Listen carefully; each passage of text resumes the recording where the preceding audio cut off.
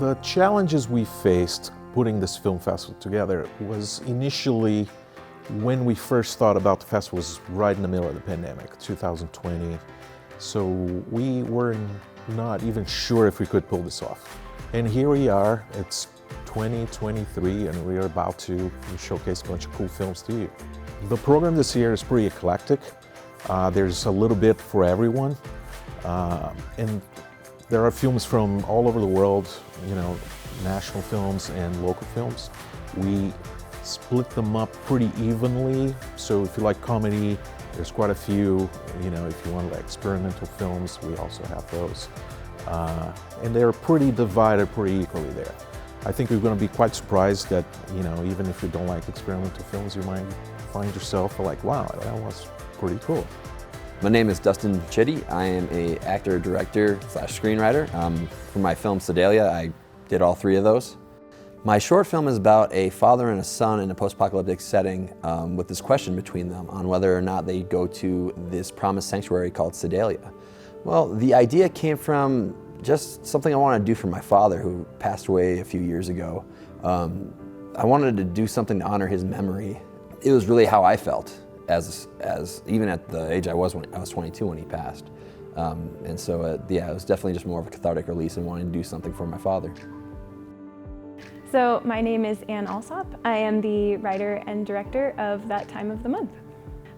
So That Time of the Month is a short film about a news reporter who is investigating a murder, and she comes across a house with a bunch of women roommates in there who end up being werewolves. So the way I came up with the idea for this film, I was just thinking about werewolves one day, as one does. And at the time I was thinking a lot about beauty standards, so the idea that came to me was the body hair. At the same time, I was dealing with some health issues and talking to several other friends who had health issues at the time. We were all kind of dealing with the same experience of having doctors not believe us about the pain we were experiencing or the symptoms that we had. So that actually tied into the theme of the film as well. There's a little bit about trying to be taken seriously for one of the characters in the film. So my name is Kip Adler, and I was the writer and director of the film On the Fence. So On the Fence is about a time in Israel when there were a lot of victims of the Sudanese civil war that were seeking asylum by crossing the Sinai Desert into Israel. And there's an Israeli soldier, an American, who immigrated to Israel, serving in the army, who has to kind of figure out what to do with someone who's on the other side of the fence. So this film is actually based on a story that happened to a friend of mine in college. And he wrote it as his entrance essay to get into the school. And we became fast friends, and tragically, he lost his life while we were in school together. And this is his story with a little bit of creative licensing of my own, and sort of my homage to him and the life that he lived. Colorado filmmakers are amazing. Their level, it's on par with the rest of the country and almost to the rest of the world. Looking for selections for the festival really kind of emphasize that. So what it means to make film here in Denver and in Colorado, I feel like that the doors are there, and a lot of the doors are unlocked. Just the hindrances we encounter are just, there's not a big industry here.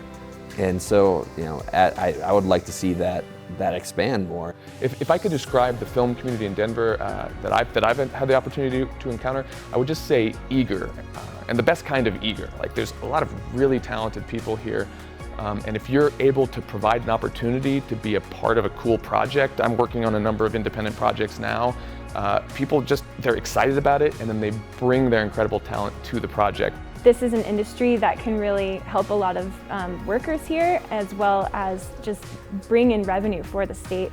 And why not have the films here? Why keep letting them go out of state to New York or Atlanta or LA, We've got a really great, passionate community here who wants to show off what they got.